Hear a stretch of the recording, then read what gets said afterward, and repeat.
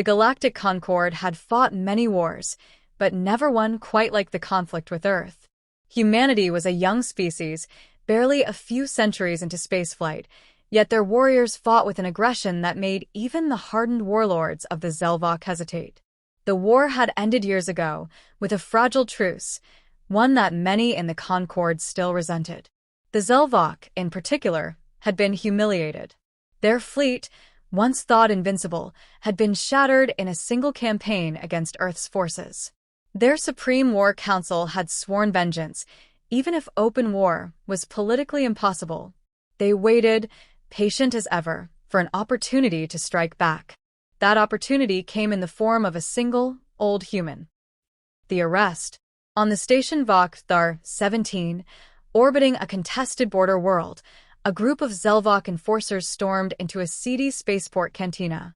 Their target sat at a dimly lit table, sipping a drink from a worn metal flask. He was old, gray-haired, with a rugged face lined with scars.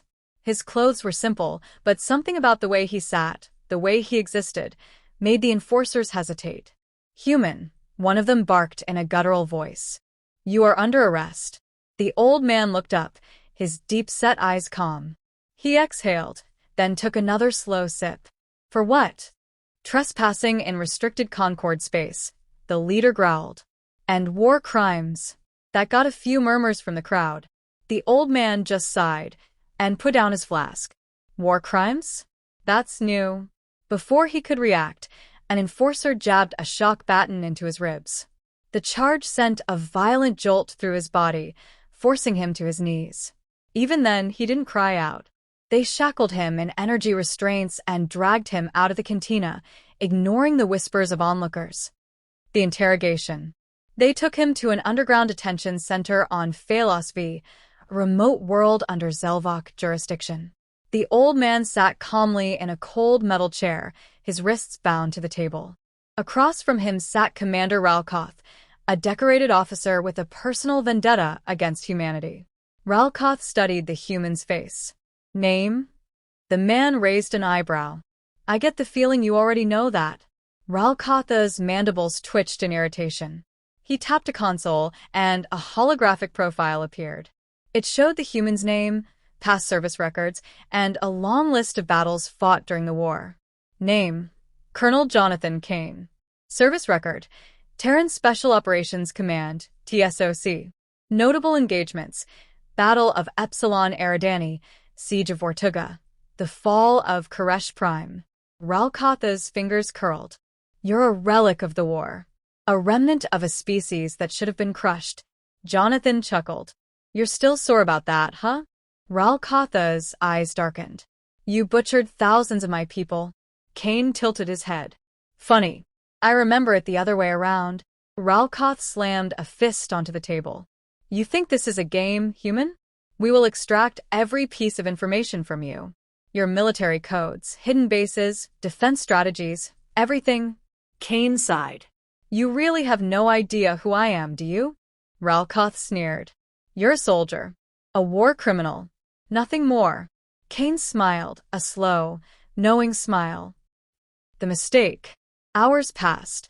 The interrogators tried everything: pain inducers, truth serums, even neural disruptors. Kane endured it all without breaking. Every attempt to extract information ended in frustration.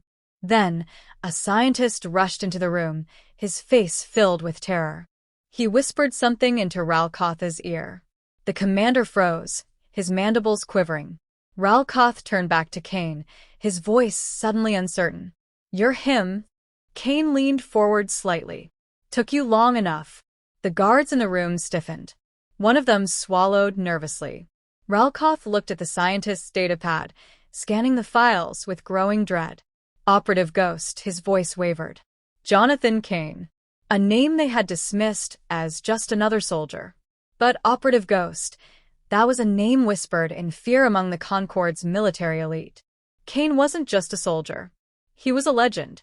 A Black Ops specialist trained in deep infiltration, sabotage, and asymmetrical warfare. The mastermind behind the destruction of Koresh Prime, where an entire Zelvok battle fleet was reduced to ruins in a single night. the architect of the Eridani Gambit, where a Concord outpost fell without a single shot fired. His name had been purged from Concord records, erased to prevent panic. And now he was sitting in their interrogation room, smiling. Ralkatha's blood ran cold. He had arrested the one human even their highest command feared. A ghost. Kane leaned back. So, what's the plan now? Ralkath felt sweat bead on his brow. This wasn't just a prisoner. This was an executioner in disguise. And they had just given him the perfect opportunity to kill them all. The escape. The alarms blared 5 minutes later. The security cameras cut out. The guards outside the interrogation room were found dead, throats slit with surgical precision. By the time Ralkath reached the command center, the power grid was failing. Weapon systems were offline. Explosions echoed through the halls. He pulled up the security feed, and his blood ran cold. Kane was free, moving through the corridors like a shadow, dispatching Zelvok enforcers with terrifying ease. He was unarmed, yet he fought with a precision that made Ralkatha's warriors look like children. Then the station's mainframe flickered. A new message appeared on every screen. You shouldn't have arrested me. And then the power failed completely. An hour later, Phalos V's detention center was nothing but ruins. No survivors. The aftermath. Days later, the news spread across the Galactic Concord. A classified report detailed the fate of Ralkatha's facility. Every single member of the station had been neutralized, their databanks wiped, their weapons destroyed. There was no sign of Kane. Only a single message was left behind, carved into the bulkhead of the ruined command center. I was retired. Now I'm back. The Zelvok High Command convened in secret. For the first time in their history, they considered surrendering preemptively. Because somewhere out there, a ghost was now hunting them. And they knew, without a shadow of a doubt, they should never have arrested the old soldier.